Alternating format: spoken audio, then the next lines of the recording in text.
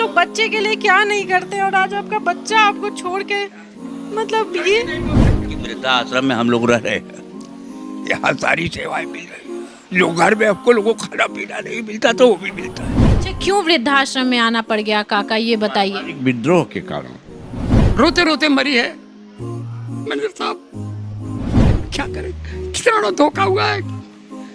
3 करोड़ का माल ले लिया सब पूरा।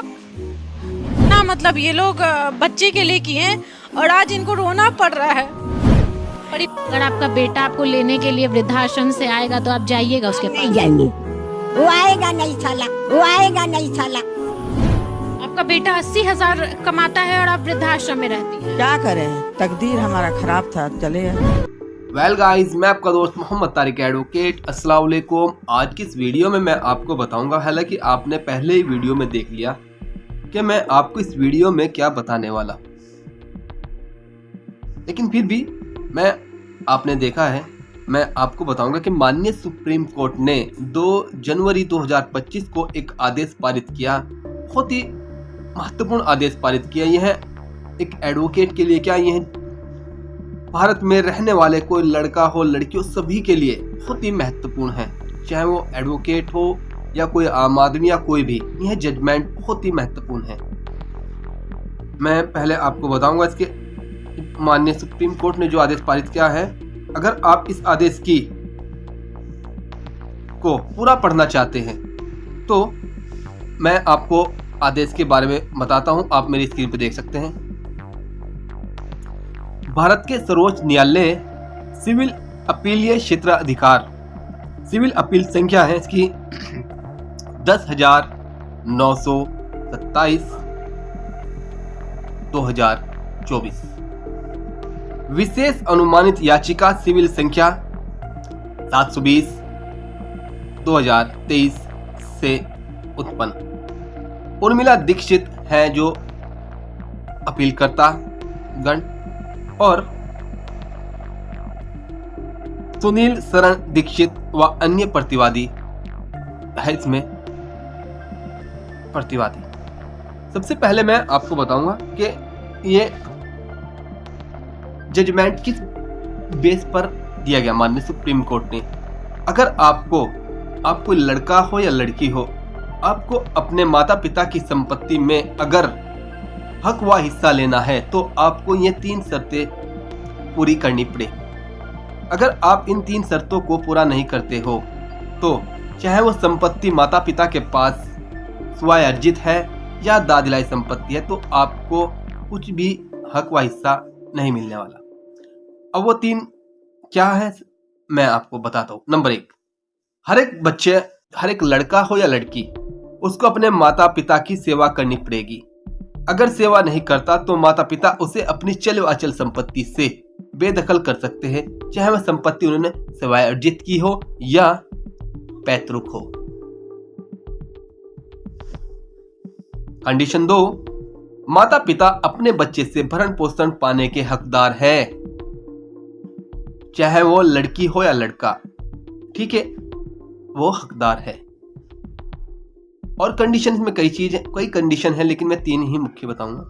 नंबर 3, माता पिता ने अगर अपने जीवन काल में, देखो एक होता है वसीयत, एक होता है दान, गिफ्ट, और मुस्लिमों में इसे हिबानामा भी कहते हैं। अगर वसीयत तो आपको पता है कि वसीयत तो मृत्यु के बाद ही लागू होती है, लेकिन अगर संपत्ति को गिफ्ट कर दिया या हिबा कर दिया मुसलमानों ने या दान कर दिया, तो अपने माता पिता को उस शर्तों मतलब उसमें कंडीशन, यानी कि अगर कोई माता पिता अपने बच्चे के नाम कोई भी संपत्ति दान करते हैं तो उसमें कुछ भी कंडीशन या शर्तें उस कॉन्ट्रैक्ट में लिख सकते हैं लिखित रूप में। जैसे कंडीशन यह है कि आपको हमारे जीवन काल तक यह संपत्ति हम आपके नाम तो कर रहे, ट्रांसफर कर रहे, लेकिन आपको जीवन काल तक, जब तक कि हम जीवित रहेंगे, ठीक है, आपको यानी कि हम हमारी रोटी, कपड़ा और मकान की व्यवस्था करनी होगी, यानी कि खाने का, पीने का, रहने का जो भी है सबकी व्यवस्था करनी होगी। और कॉन्ट्रैक्ट उस समझौते में यह लिखा गया है। तो उसके बाद यदि कोई बच्चा संपत्ति नाम होने के बाद अपनी कंडीशन को फॉलो नहीं करता, पूरा नहीं करता और माँ बाप के साथ लड़ाई झगड़ा करता है या उनकी बात नहीं मानता, तो माननीय सुप्रीम कोर्ट ने जजमेंट में यही कहा कि ऐसी संपत्ति वापस माता पिता के नाम चली जाएगी। अब मैं आपको थोड़ी सी डिटेल बता रहा, फिर आपको बताऊंगा कि माता पिता के नाम संपत्ति कैसे जाएगी। हाल आपको मैं एक बताऊं भाई, मैं एक एडवोकेट हूँ, मैंने ये देखा कि सबसे बड़ा जो केस है, जो जितने भी मुकदमे हैं, कोई कहता है कि भाई 302 का मुकदमा बड़ा है, कोई कहता है भाई रेप का मुकदमा बड़ा है, कोई कहता है भाई एसिड का मुकदमा। हालांकि ये मुकदमे बहुत बड़े हैं, लेकिन इससे भी बड़ा जो मुकदमा है भाई, जो घर में अगर आपकी कोई कलेश हो जा संपत्ति को लेकर, अक्सर यह देखा गया है कि माता पिता बच्चों के साथ, माता पिता के कलेश चल ले, हस्बैंड वाइफ के कलेश चल ले, और मतलब बहुत ज़्यादा क्लेश ऐसे चल ले, या आप आपराधिक न्यायालयों में देख लो, हस्बैंड वाइफ के चल ले, बच्चों के उसके चल ले। आप आपराधिक न्यायालय आप अगर देखोगे तो इन द प्रेजेंट टाइम जो आपराधिक न्यायालयों में सबसे ज़्यादा केस पेंडिंग है, क्योंकि आपसी क्लेश, ऐसा कोई घर नहीं बचा जिस यहाँ पर आपसी क्लेश ना हो। और ये भी देखा कि एक माँ बाप अपने बच्चे के लिए क्या नहीं करता, लेकिन बच्चे क्या करते हैं कि उसे उनका यानी कि पाल नहीं पाते उन्हें। और इसीलिए आप देखते हो कि वृद्धा आश्रम में, मैंने आपको वीडियो में पहले ही दिखा कि वृद्धा आश्रम में क्या हाल है। जैसे अगर बच्चे यानी कि माँ बाप बच्चों के नाम अपनी संपत्ति ट्रांसफर कर दे, उसके बाद बच्चे ने जो भी कंडीशन जो लिखित रूप में है उसको फुलफिल नहीं करते, तो उसके बारे में मैं आपको बताता हूँ। माननीय सुप्रीम कोर्ट ने जजमेंट में बताया कि यह जजमेंट बेटा और बेटी दोनों के लिए है, यानी कि यही बताया कि यह जो जजमेंट है ये बेटा और बेटी दोनों के लिए है। हाल ही में आपने एक वीडियो बहुत वायरल हुई थी कि वो जो बहुत अच्छे, बहुत एजुकेटेड पर्सन थे, उनकी लगभग आयु जो होगी 70-80 साल होगी, और उन्होंने बताया कि मेरी जो लड़की वो माननीय सुप्रीम कोर्ट में ही प्रैक्टिस कर रही, उसके हस्बैंड भी माननीय सुप्रीम कोर्ट में प्रैक्टिस कर रहा। लेकिन वह बंदा कहा था जिसने कहा था मैंने 400 बुक लिखी अपने हाथों से, वो बंदा वृद्ध आश्रम में था। और इसमें यानी कि जब भी माँ बाप कैपेबल हो जाए, यानी कि किसी काम को करने में असफल हो जाए, असफल का मतलब भाई किसी को बीमारी भी हो सकती है, भाई किसी को भाई पेट में कमी आ गई, भाई गुर्दे खराब हो गए, या हार्ट की बीमारी। भाई ऐसा नहीं है कि भाई 60 साल से ऊपर के जो व्यक्ति को वृद्ध माना जा, बूढ़ा माना जा, बूढ़े की कैटेगरी में, क्योंकि 60 साल ही पेंशन, 60 साल के बाद ही व्यक्ति को पेंशन मिलनी स्टार्ट हो जा। लेकिन 60 साल के व्यक्ति को पेंशन मिलनी स्टार्ट हो जा, लेकिन अगर कोई लाइलाज बीमारी हो जा, या बीमारी मतलब ऐसी किसी के पेट में कोई गुर्दे खराब हो, या फेफड़े खराब, या कुछ भी खराब हो, या उसका हार्ट पेशेंट हो, माता या पिता, ऐसी कंडीशन में वो किसी भी काम करने की काबिलियत उनके पास नहीं रहती, तब भी उनकी बच्चों की रिस्पॉन्सिबिलिटी, जिम्मेदारी कि अपने माता पिता का क्या करें, उनका ख्याल रखें, उनके खाने का, पीने का, रहने का ध्यान रखें। लेकिन जैसे भरण पोषण के लिए आप मुकदमा फाइल कर सकते हैं, 125 CRPC में था, लेकिन जब से नए लॉ है BNSS की धारा 144 में के अनुसार भी आप माता पिता अपने बेटा या बेटी पर भरण पोषण का मुकदमा डाल सकता है।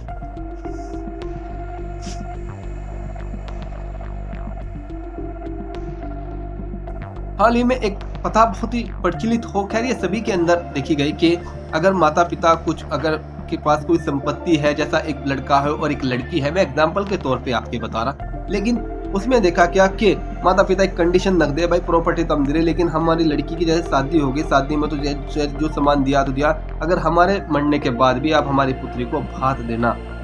हालांकि भात का जो रस्म है ये चलती है हिंदू में, मुसलमानों में, सिख में, ईसाई में, सभी में चलती है कि अपनी पुत्री को जो उसके अपने जैसे बहन को देते हैं भात, उसके बाद उसके बहन को जो भी बच्चे होते हैं तो अपने जो भांजा होता है, भांजी होती है, उसको भी जो कंटिन्यू भात देते हैं। इस कंडीशन को देखकर भी बहुत से माता पिता बच्चों के नाम प्रॉपर्टी ट्रांसफर कर देते हैं। मतलब है कि यदि बेटा अपनी कंडीशन को पूरा नहीं करता तो उपरोक्त संपत्ति को वापस कैसे लिया जा सकता है, इसके लिए भी कानून बनाया गया है। वरिष्ठ नागरिक अधिनियम 2007 की धारा 23 में यही बताया गया है कि अगर कोई भी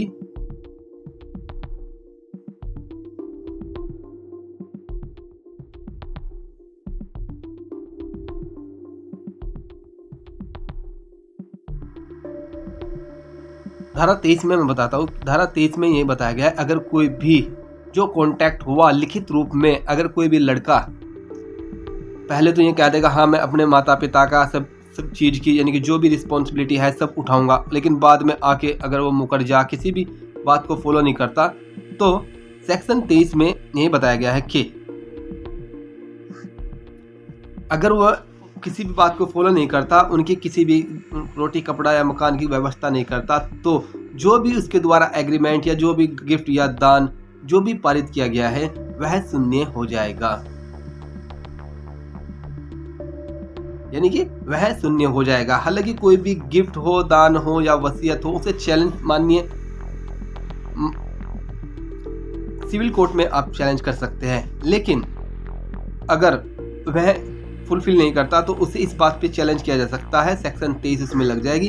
जो भी अपना अगर उसके अपने माता पिता की सेवा नहीं करता तो वह उसके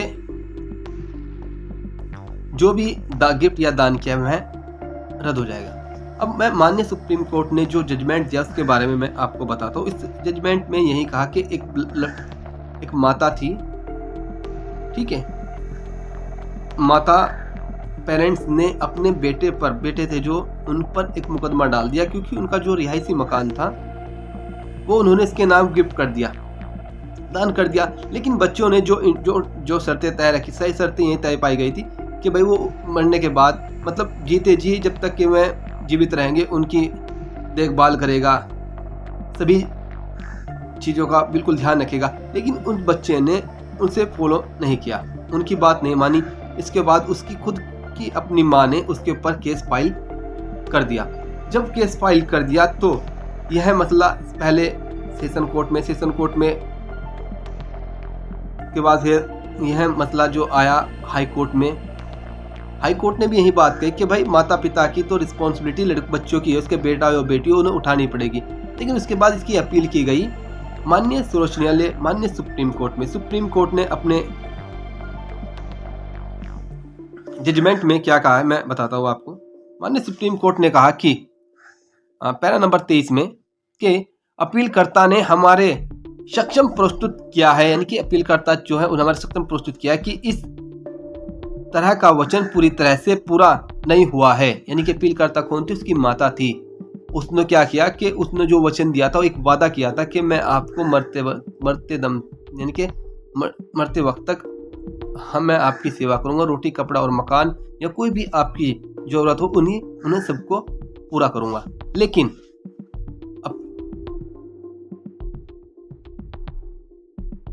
उसके बाद धारा 23 मैंने जो आपको वरिष्ठ नागरिक अधिनियम 2007 की धारा 23 के तहत उसकी याचिका में यह कहा गया कि पक्षों के बीच शांतिपूर्ण संबंधों में दरार आ गई है, यानी कि जो शांतिपूर्ण संबंध थे माता के और बेटे के, वो दरार आ गई है। ऐसी स्थिति में सुदेश यानी कि सुबह में उल्लेखित 2 शर्तें की उचित रूप से व्याख्या की जानी चाहिए ताकि कानून की लाभकारी प्रकृति को आगे बढ़ाया जा सके, न कि सख्ती से जो विधायिका के इरादे को बेकरार कर देगा। इसलिए उच्च न्यायालय ने एकल न्यायाधीश और नीचे न्यायाधीश करोड़ों के ने यानी कि जो भी माननीय सुप्रीम कोर्ट के न्यायाधीश जो नीचे जो न्यायाधीश थे, हाई कोर्ट के न्यायाधीश हो गए, सेशन कोर्ट के न्यायाधीश हो गए, ने अपहार विलेख को रद्द करने का सही फैसला सुनाया था। यानी कि जो सही सुनाया था अपहार विलेख यानी कि जो भी उसने गिफ्ट या दान किया था, क्योंकि वरिष्ठ नागरिक की भलाई के लिए शर्तों का पालन नहीं किया गया था। हम डिवीजन बेंच द्वारा लिए गए दृष्टिकोण से सहमत नहीं है, यानी कि जो डिवीजन बेंच ने जो लिया था सो सहमत नहीं है माननीय सुप्रीम कोर्ट, क्योंकि यह लाभकारी कानून के बारे में सख्त दृष्टिकोण रखता है। यानी कि पहले जो था सेशन कोर्ट में चला, सेशन कोर्ट में क्या हुआ, खिलाफ हो गया। उसके बाद लेडीज ने माननीय सुप्रीम कोर्ट में की, तो हाई कोर्ट में की, हाई कोर्ट में खिलाफ हो गया। उसके बाद ही उस लेडी ने उसके जब खिलाफ मुकदमा गया था माननीय सुप्रीम कोर्ट में डाला था। तो सुप्रीम कोर्ट ने ये बात रखी भाई अगर कंडीशनों को पूरा नहीं करेगा, ठीक है। उसके बाद 26 में बताया कि उपरोक्त के मद्देनजर इस निर्णय के पैराग्राफ 1 में वर्णित विवरणों के साथ आरोपित निर्णय और आदेश को रद्द किया जाता है। यानी कि जो आदेश थे उन्हें रद्द किया जाता है। परिणाम दिनांक 7/9/2019 का उपहार रद्द किया जाता है। यानी कि उपहार विलेख रद्द किया जाए। जो उपहार उसने किया था अपने पुत्र के नाम, अगर उसने इन कंडीशनों को पूरा नहीं किया था, रद्द किया जाता है। इस मामले में तथ्यों और परिस्थितियों को दृष्टिगत देखते हुए अपील को स्वीकार किया जाता है। अपीलकर्ता को परिसर का कब्जा 28/2/2025 तक वापस कर दिया जाएगा। यानी कि जो माननीय हाई कोर्ट ने और जो सेशन कोर्ट ने जो भी अपना निर्णय दिया था, उसके विरुद्ध जाकर माननीय सुप्रीम कोर्ट ने एक बहुत बढ़िया जजमेंट सुना है। और भाई माननीय सुप्रीम कोर्ट एक सुप्रीम हो, यानी कि सुप्रीम कोर्ट ने कोई बात कह दी, पत्थर की लकीर हो, उसे कोई काट नहीं सकता। अगर आपको यह डिटेल, यानी कि माननीय सुप्रीम कोर्ट ने जो भी रजिस्ट्रार के यहाँ वह विलेख पत्र तैयार किया गया, तो उसे आदेश दिया कि इसे रद्द करते हुए जो विलेख लिखा गया, यानी कि एक नया विलेख इस अपीलकर्ता के नाम बनाया जाए।